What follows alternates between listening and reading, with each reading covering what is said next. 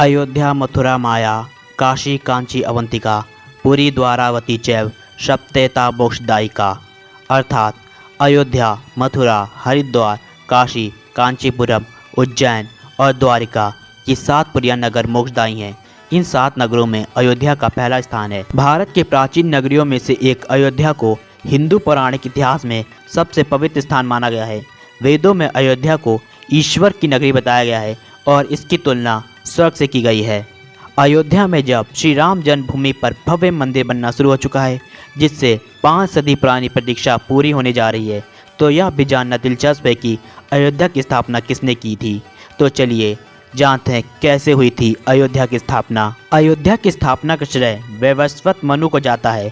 पुराणों के अनुसार ब्रह्मा जी के पुत्र मरीचि से कश्यप का जन्म हुआ, कश्यप से विवस्वान और विवस्वान से मनु हुए।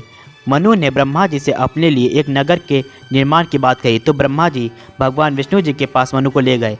विष्णु जी ने उन्हें साकेत धाम में एक उपयुक्त स्थान बताया। विष्णु जी ने इस नगरी को बसाने के लिए ब्रह्मा जी तथा मनु के साथ देव शिल्पी विश्वकर्मा को भेजा। इसके अलावा अपने रामावतार के लिए उपयुक्त स्थान ढूंढने के लिए महर्षि वशिष्ठ को भी उनके साथ भेज दिया। महर्षि वशिष्ठ द्वारा सरयू नदी के तट पर लीला भूमि का चयन किया गया, जहां विश्वकर्मा ने नगर का निर्माण किया। स्कंद पुराण के अनुसार अयोध्या भगवान विष्णु के चक्र पर विराजमान है। स्कंद पुराण के अनुसार अयोध्या शब्द 3 शब्दों से मिलकर बना है। इसमें आकार ब्रह्मा, याकार विष्णु तथा धाकार रुद्र का स्वरूप है।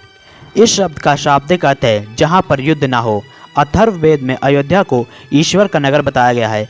अथर्ववेद में कहा गया है, ओम अष्टाचक्र नवद्वारा देवानां पुरयोध्या तस्या हिरण्य कोशा स्वर्गो ज्योतिषाव्रता। अर्थात यह शरीर 8 चक्र और 9 द्वारों से युक्त देवों की कभी न पराजित होने वाली नगरी है।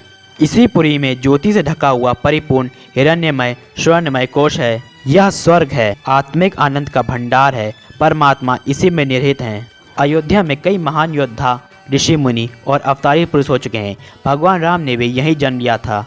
जैन मत के अनुसार यहाँ आदिनाथ सहित 5 तीर्थंकरों का जन्म हुआ। जैन परंपरा के अनुसार 24 तीर्थंकरों में से 22 इक्ष्वाकु वंश से थे।